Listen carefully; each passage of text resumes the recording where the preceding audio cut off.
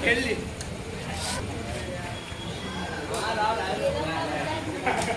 વિસ્તારનું નામ શું છે ને તમે અહીંયા કેટલા વર્ષથી આ તાજીઓ બનાવો છો? આ વિસ્તારનું નામ જહાંગીરપુરા દરબાર ચોક છે. હું લગભગ 35 વર્ષથી અહીંયા કામ કરું છું. કેટલા વર્ષોથી કામ કરો છો? 35 વર્ષથી.